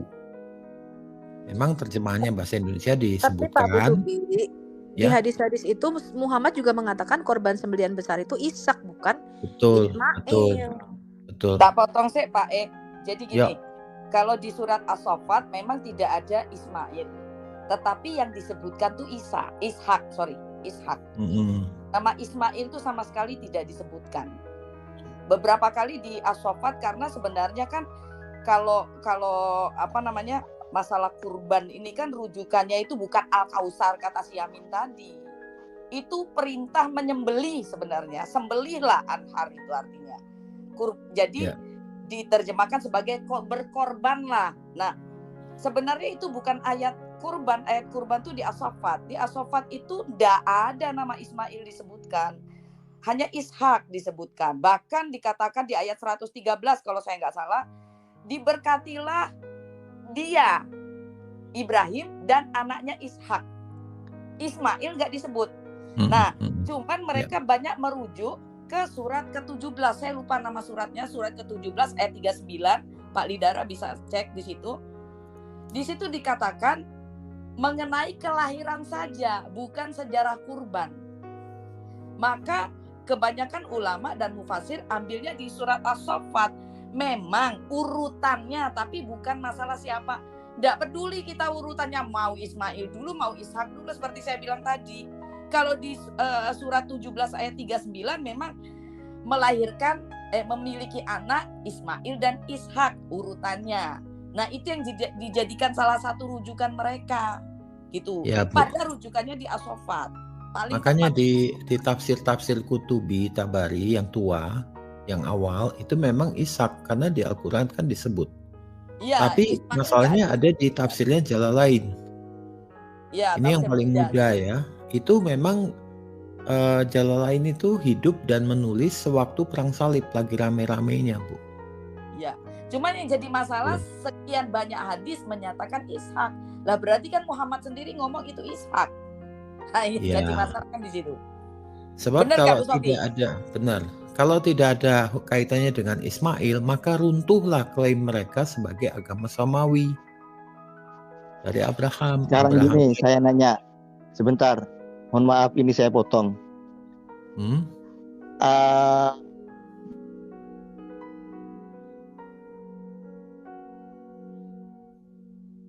Gimana Pak? Terus di mute? Pak, di unmute Pak. Ya, sekarang gini ya, saya mau menanggapi terhadap sebentar Pak, argumen Pak Nubas, sebentar Pak Ibnu Nubas, perkenalkan diri dulu Pak. Bapak dari mana? Iya. Itu jangan main selonong Pak. Silakan perkenalkan dulu Bapak siapa? Iya, siapa Pak? Kenalkan sanatnya Pak. Iya. Assalamualaikum semuanya. Nama saya Ibnu Nubas. Saya dari Bawean, Gresik, Jawa Timur. Oh, Bawean. Dari Muslim berarti Islamnya Pak ya? Iya, Gresik. Ya. Oke, silakan Pak. Ya, apa yang mau ditanggapi, apa yang mau disampaikan? Silakan. Itu daerah Berondong ya Pak? Maksudnya? Gresiknya mana Pak? Bawean. Dari daratan Jawa itu masih nyebrang naik kapal. Nyebrang. Madura. Bawean dekat Madura dia. Tak pikir Pak. Ya. Tak pikir jenengan ini orang Gresik. Silakan Pak Ibnu Nubas, silakan. Ya, saya ingin menanggapi dari pernyataan Ibu tadi. Apa dasar Ibu yang menyatakan bahwa Rasulullah Muhammad SAW sendiri itu kebingungan untuk menyatakan yang dikurbankan itu antara Nabi Ismail alaihissalam dan Nabi Ishak alaihissalam. Apa dasar Ibu yang menyatakan bahwa sebenarnya Nabi Muhammad itu sendiri kebingungan yang menyatakan antara Nabi Ismail alaihissalam atau Nabi Ishak alaihissalam yang dikurbankan. Sekian, terima kasih dari saya. Assalamualaikum warahmatullahi wabarakatuh. Waalaikumsalam warahmatullahi wabarakatuh. Silakan ya. Bu Fadilah. Oke. Tadi kenapa? Ya, silakan. Gini Pak, Bapak coba buka hadis ya. Hadis mengenai kurban. Sebenarnya sekian banyak hadis sahih Pak menyatakan yang dikurbankan adalah Ishak. Sekitar 60% hadis. Berarti Bapak harus belajar hadis lagi. Kemudian para mufasir, tahu Bapak mufasir? Iya, orang yang bisa menafsir Al-Quran. Ya, para mufasir tua, penafsir tua At-Tabari, Al-Qurtubi, kemudian siapa yang lebih tua lagi? Ibnu Muqatil ya, Pak Abu Subi. Ya. Saya lupa. Nah, Ya. Itu sebagian besar mufasir tua mengatakan yang dikurbankan adalah Ishak. Nanti Pak Lidara bisa kasih lihat yang saya kirimkan. Ya. Bahkan Ntar saya buka dulu. Ya, itu dinyatakan ketika Sarah itu didatangi oleh malaikat Jibril. Malaikat Jibril mengatakan kepada Sarah bahwa kamu akan memiliki seorang anak. Sarah nggak percaya karena satu, dia sudah menopause, dia sudah sangat tua, Ibrahim juga sudah sangat tua, dan istilahnya sudah nggak bisa bahasanya sudah tidak, pokoknya sudah tidak bisa membuahi lah, intinya begitu. Nah, dia tidak percaya suami istri ini sampai si Sarah ini memukulkan kepalanya. Apa benar? Kemudian Ibrahim berkata, dia akan nanti akan mempersembahkan Ishak kepada Allah, demi Allah. Itu kata Ibrahim. Ya. Jadi yang membuat kebingungan itu sebenarnya itu ya Muhammad Rasulullah bisa menjadi bingung juga, kemudian umat juga bingung. Sebenarnya siapakah yang dikurbankan? Nah, sebaiknya saya sarankan Bapak banyak membaca tafsir. Tidak hanya satu tafsir saja, Pak. Sebentar Ibu. Gini, saya tanggapi. Sepemahaman saya, ya. Di dalam Al-Qur'an itu, ya. Nabiullah Ibrahim itu tidak menyatakan nama untuk mengorbankan seorang anak. Dia bernazar karena dia sudah berpuluhan tahun tidak mempunyai anak, ya. Saking dia kepinginnya punya anak, dia bernazar. Ketika dia dipuji oleh malaikat, ya Ibrahim, kamu kok artinya? Dalilnya saya minta dalilnya.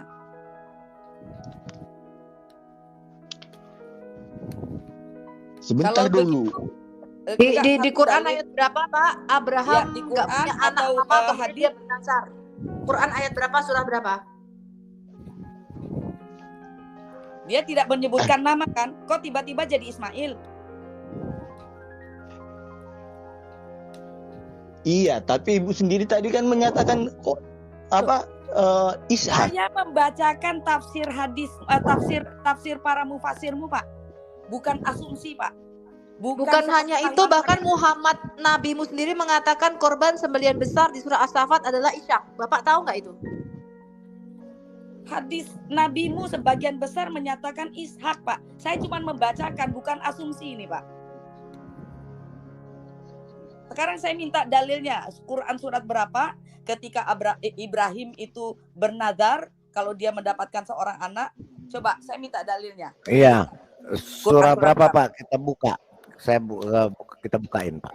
Surah berapa di Quran yang menjelaskan tadi Bapak Ibnu tadi? Surah berapa, Pak? Yang bernazar itu adalah di Ali Imran dan Al-Maryam. Gak ada hubungannya dengan Ismail. Iya, biar Pak Ibnu, Pak. Sebentar, Pak. Biar Pak Ibnu Nubas. Pak Ibnu Nubas, silakan Pak Ibnu. Ya, dalilnya di surah berapa yang tadi Bapak katakan?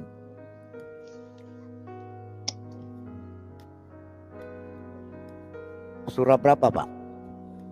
Kita buka Al-Quran. Saya heran, Islam ini beragama dengan asumsi ya. Gak ada tertulis ditambahin sama dia. Biar dia jawab dulu. Gak ada sunnah di dalam Quran ditambahin sunat sama dia. Tadi bilangnya sepengetahuan saya. Enggak, jangan sepengetahuan Anda. Kita minta di Quran surat berapa, ayat berapa, Abraham tidak punya anak dalam waktu yang lama, kemudian dia bernazar mau menyembelih anaknya. Di Silakan, dalam Pak. kitab yang turun dari langit ketujuh ke langit pertama, tulisan tangan Allah yang merupakan kitab yang ditulis secara detail dan terperinci, betul? Silakan Pak Ibnu. Silakan Pak Ini Ibnu Quran Nubas. katanya kitab yang detail dan terperinci, teman-teman. Ya, biar dia jawab dulu. Lagi buka Google.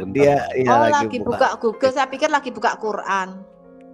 Ya, biar dia jawab. Pak Ibnu Nubas. Pak Ibnu Nubas. Pak Ibnu Nubas. Loh kok diam? Dipanggil ibu lagi kayaknya. dipanggil maknya. Oke, kalau gitu sambil menunggu dia kita ke Paleo dulu. Silakan Paleo, jangan diam-diam aja. Tapi kejepit. Waduh, Paleo kayaknya lagi dipanggil abangnya, kain nama. Lagi dipanggil. Kalau memang nggak nyaut juga turunin juga. Dipanggil bojone panggil Kak Saro. Ini repot.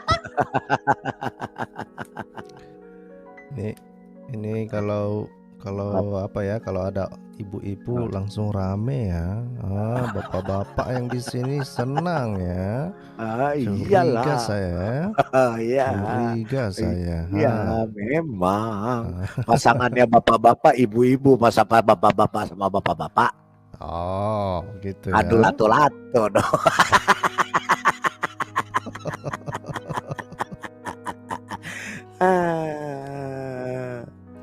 Lanjut. Ya jangan-jangan dia pingsan itu, siapkan oksigen katanya. Siapa? Si Ibnu Nubas ya. Pak Ibnu Nubasnya diem aja, tapi cari kalpanak terus diseduh air panas terus diombé. Jangan nangis ya Pak, jangan nangis ya. Tapi masih di unmute itu ininya. Nangis, gitu aja nangis. Ih, Ma, aku dibully sama Pak Widara dan teman-teman, Ma. Loh. Halo. Tes. Iya. Tes. Ya. Tes.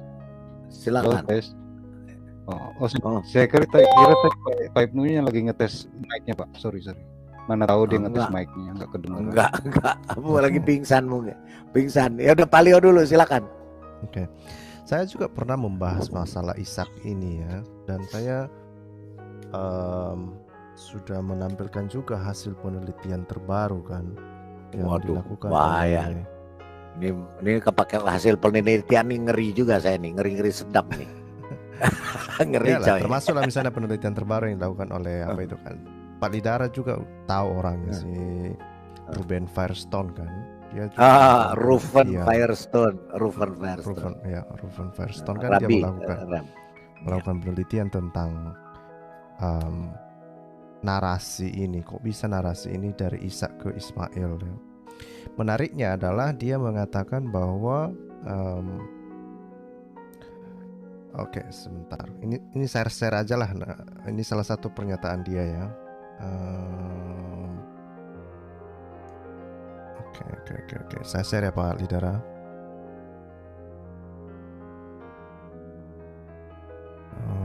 Oke. Tumben langsung di-share. Bisa orang disuruh cari-cari dulu kemudian. Ya, saya gemas aja sama teman-teman muslim yang mengenai apa ini kan. Lanjut bro. Nah ini di halaman 135. Oke. Ini judul bukunya ya. Nanti muslim juga bisa baca. Ini bukan tulisan saya, tapi ini hasil penelitiannya si Ruben Firestone ini. Nah di halaman 135 di bab 16 ya. Ini bab 16 ini dibahas secara khusus mengenai Isa dan Ismail.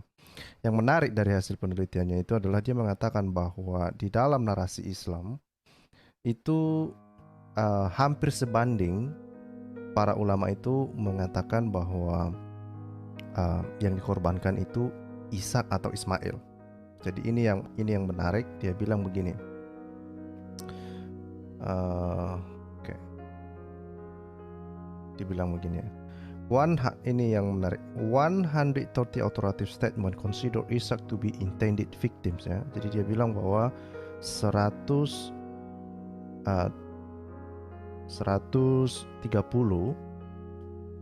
statement atau pernyataan yang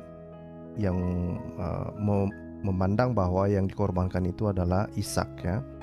Terus itu 130 ya. Terus dibilang sini satu lagi apa? 133. Jadi 133 yang mengatakan bahwa yang dikorbankan itu adalah Ismail. Jadi hampir 50-50 lah ya. Nah, ini artinya apa sebetulnya ya? Pak Leo, aku potong sebentar. Cuma Anda harus lihat hadis mana yang lebih tua. tafsir Iyalah. mana lebih tua. Yang lebih tua semua menyatakan Ishak bukan Ismail. Ismail Iya, itu baru betul. ada Ya. sejak tafsir Al-Jalalain. Itu dijelaskan Iya, juga kan dalam maksudnya buku iya. ini. Makanya saya mengajak Muslim membaca buku ini. Ini penelitiannya sangat komprehensif. Nah, yang justru bagi saya itu sebetulnya saya sangat setuju dengan apa yang disampaikan oleh Ibu Fadila tadi itu. Yang bingung itu yang paling membingungkan itu sebetulnya bukan hanya Muslimnya, bukan hanya pengikut Muhammadnya yang bingung ya. Muhammad sendiri pun di dalam hadis itu menyatakan keduanya. Itulah kenapa sampai ada perdebatan ini sebetulnya. Kenapa sampai pernyataan apakah itu Ishak atau Ismail ini gara-gara pernyataan Muhammad. Dan sama-sama sahih hadisnya. Itu permasalahannya. Jadi apa yang disampaikan oleh Bu Fadila itu betul, bahwa memang ya sepertinya Muhammad mungkin dia bingung atau dia tidak tahu. Jadi ketika ada orang bilang yang dikorbankan itu Isa, dia setuju. Terus ada yang mungkin besok datang yang mengatakan enggak, itu yang dikorbankan itu Ismail. Nah, mungkin dia setuju. Dan para ulama kemudian menafsirkan ya sudah, Muhammad mengatakan demikian sama-sama sahih pula. Ya itulah kenapa sampai berkembang kan. Cuma memang kalau kita lihat historinya ya ulama-ulama lebih tua. Yang lebih tua itu misalnya kan kalau kita lihat dari ini ya Hanbali lah misalnya kan, jauh lebih tua kan. Ya mereka mengatribusikan itu ke Ishak sebetulnya. Awal-awalnya begitu. Tapi berkembang kemudian menjadi ini karena itu tadi melihat perkembangan hadis kan. Di dalam hadis Muhammad mengatakan keduanya gitu. Saya potong bentar Pak, boleh? Oh iya, silakan. Sebagian besar hadis itu menyatakan Ishak. Itu jadi masalah Pak. Sebagian besar hadis menyatakan Ishak. Kemudian di dalam Al-Quran sendiri itu tidak terdapat nama Ismail. Itu yang menjadi keraguan-raguan ulama. Gak ada kata Ismail di surat As-Saffat itu. Yang disebutkan hanya nama Ishak. Kenapa ulama yang terdahulu, mufassir yang terdahulu itu lebih banyak berpihak kepada Ishak. Kalau kita buka di surat As-Saffat, beberapa terjemahan apa Depak memang ada penambahan Ismail. Tetapi kalau kita baca surat As-Saffat dari awal itu nggak ada sama sekali nama Ismail. Bahkan dikatakan diberkatilah ia dan Ishak. Ia itu adalah Ibrahim. Dan anak cucunya ada yang saleh dan ada yang suka berantem di antara mereka sendiri. Itu Al-Quran yang ngomong Pak. Nah, Ismail tidak disebutkan. Itu sebenarnya awal mula kenapa ini menjadi simpang siur di antara ulama. Quran tidak dengan tepat menyebutkan, tetapi nama Ishak disebutkan. Itu yang jadi masalah. Makanya perbedaan ini terus ada sampai kapanpun. Iya, tapi ngomong-ngomong Pak Ibnunya kok udah nggak ada. Wah, nggak tahu itu. Dipanggil maknya, Mak. Ibnu Nubas.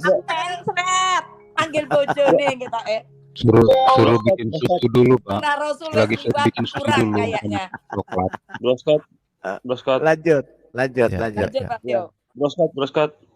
Ya. Bisa ditampilin nggak Broskot dua hadis itu yang saling bertentangan supaya mungkin dengan ditampilin Pak Ibnu Nubas bisa dapat napas lagi, jantungnya berdetak lagi. Saya cari. Saya ada videonya. Kayaknya jantungnya berhenti berdetak nih kayaknya nih. Siapa tahu dengan ditunjukin dua hadis yang berbeda, detak jantungnya kembali lagi normal. Kayak tiba-tiba ngilang gini.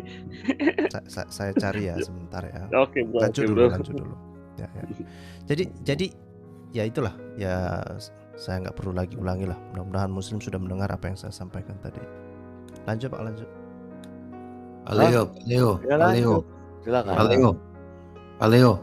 Itu ini ya profil picture-nya diganti yang dulu yang ngupil itu loh.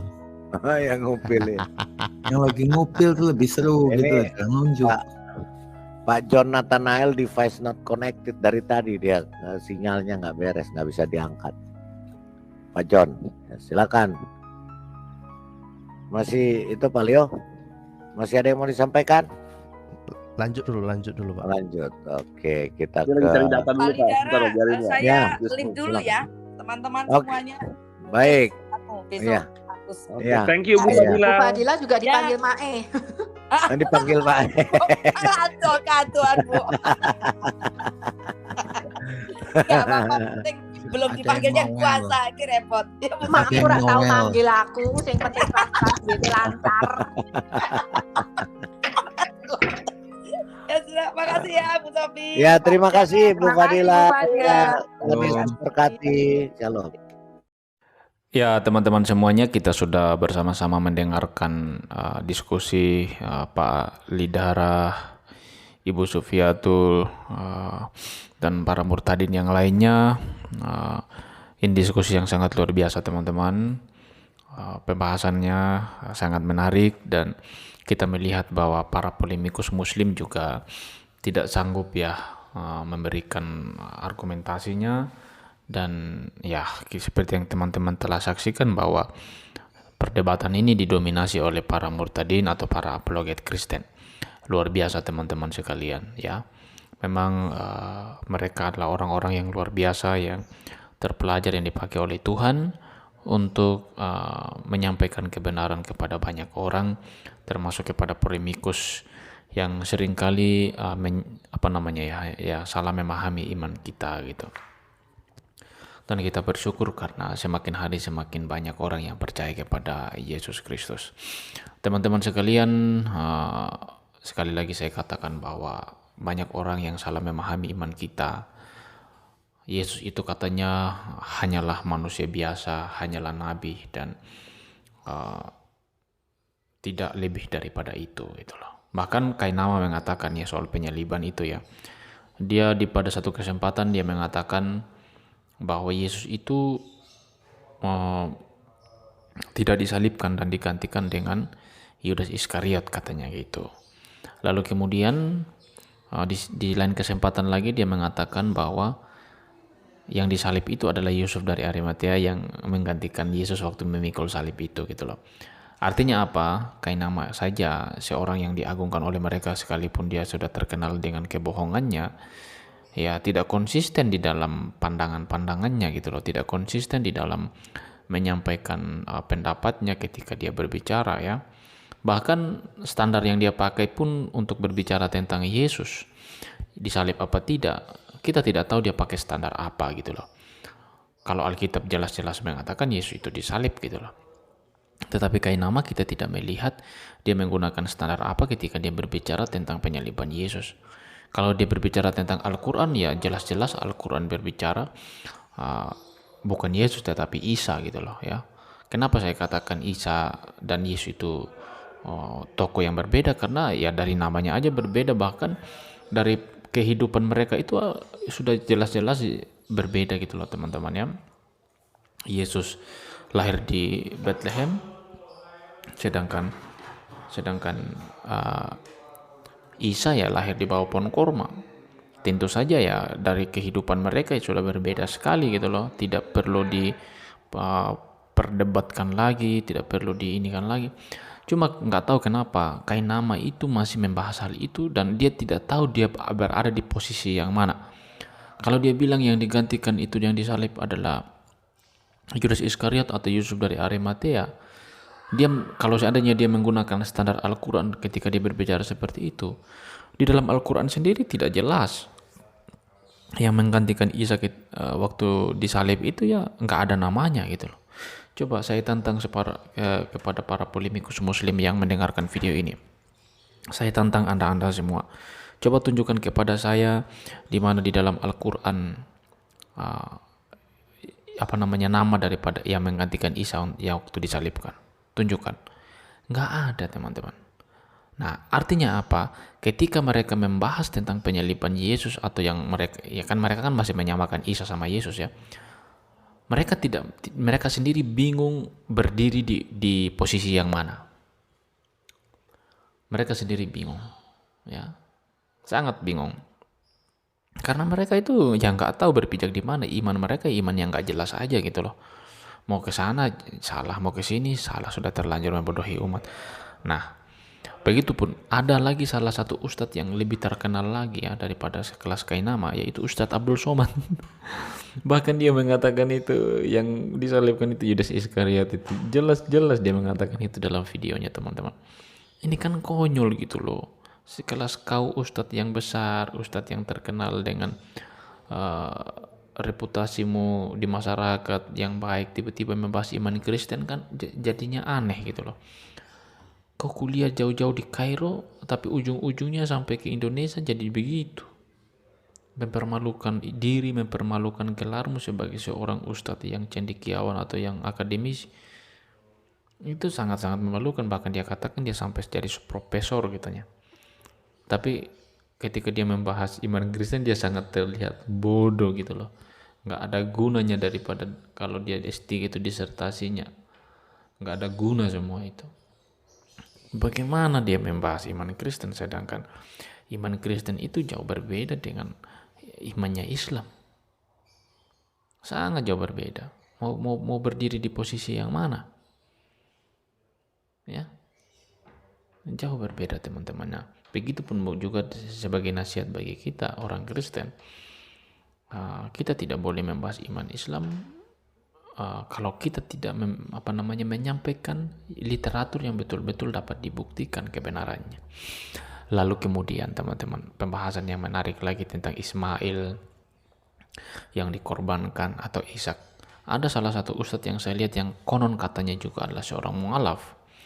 Dia mengatakan yang dikorbankan dari anak Abraham itu adalah Ismail, bukan Ishak.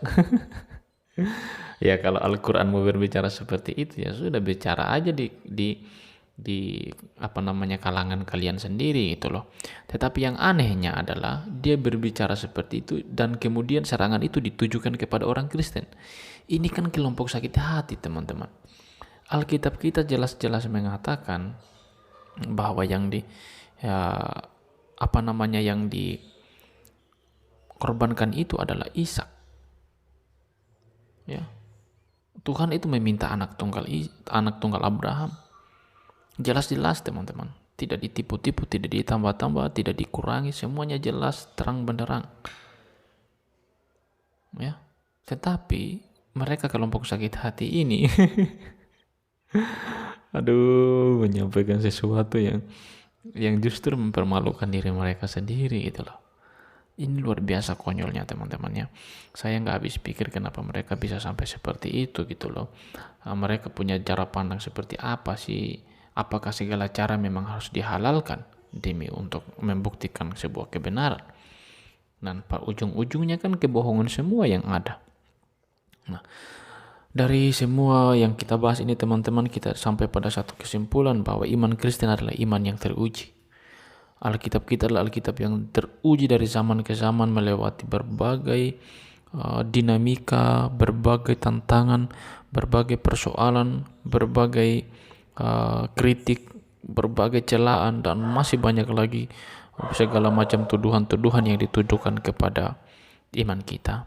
Tetapi kalau sampai sekarang iman kita masih bertahan, bahkan masih banyak dari para polemikus yang menyerang dan mereka tidak mampu, bahkan lebih daripada itu masih banyak yang murtad dan percaya kepada Kristus, itu artinya bahwa iman kita adalah iman yang luar biasa, yang tidak ada tandingannya dengan iman dari manapun. Mereka adalah orang-orang pencemooh, seperti yang dikatakan kitab Mazmur, yang duduk di jalan orang berdosa, yang kelakuannya itu ya kelakuan yang tidak benar, dan ya kita tidak wajib atau tidak punya tidak punya kewajiban untuk mengikuti mereka. Ya, kecelakaan besar bagi mereka yang sudah percaya kepada mereka. Itu kecelakaan yang luar biasa. Oke, teman-teman ya, terima kasih sudah menonton video-video dari channel ini, sudah menyaksikan kesaksian lagi diskusi ini. Biarlah kiranya diskusi ini boleh menambah wawasan kita, menambah pengetahuan kita, dan menambah bahan apologetika kita, sehingga kita lebih mampu lagi, lebih mumpuni lagi di dalam berargumentasi dengan para polemikus yang lainnya. Oke teman-teman, kita akan mengakhiri video kita, tapi sebelumnya mari kita membaca satu kebenaran firman Tuhan bersama-sama yang terdapat dalam Yohanes 19 ayat 17 sampai 18. Sambil memikul salibnya, ia pergi keluar ke tempat yang bernama tempat tengkorak dalam bahasa Ibrani, Golgota. Dan di situ ia disalibkan mereka, dan bersama-sama dengan dia disalibkan juga 2 orang lain sebelah menyebelah, Yesus di tengah-tengah. Nah, firman Tuhan ini teman-teman sangat jelas bahwa Yesus itu disalibkan. Sangat jauh berbeda dengan tuduhan oleh para polemikus yang mengatakan Yesus itu tidak disalibkan, melainkan digantikan dengan orang lain ya. Seperti tuduhan mereka itu Yudas Iskariot lah, Yusuf dari Arimatea lah, dan lain sebagainya ya. Yang nggak jelas itu daripada tuduhan-tuduhan mereka. Tetapi Injil kita mengatakan atau kitab kita mengatakan Yesus itu disalibkan. Nah, buat apa kita mendengarkan apa perkataan mereka? Buat apa kita terpengaruh dengan apa yang mereka katakan ya? Rasul Paulus juga jelas-jelas mengatakan bahwa jika ada orang sekalipun itu malaikat dari surga yang menyampaikan Injil yang berbeda daripada apa yang kami sampaikan, terkutuklah dia. Ini jelas teman-teman. Mereka menyampaikan sesuatu yang berbeda dengan apa yang disampaikan oleh Alkitab. Mereka menyampaikan sesuatu yang tidak benar sesuai dengan apa yang dicatat oleh Alkitab. Nah, apa kepentingan mereka sehingga kita mesti mendengarkan mereka? Apa yang mereka berikan kepada kita sehingga kita harus mendengarkan mereka? Mereka hanya memberikan kebohongan dan dusta, dan ya kecelakaan lah bagi mereka yang mendengarkan itu, yang mendengarkan bahkan yang terutama mempercayai kata-kata mereka. Tetapi ingat teman-teman, Yesus itu betul-betul disalibkan. Ingat firman Tuhan ini. Oke teman-teman, demikianlah renungan kita, demikian juga video kita. Kita akan berjumpa kembali di video selanjutnya. Tuhan Yesus memberkati. Shalom.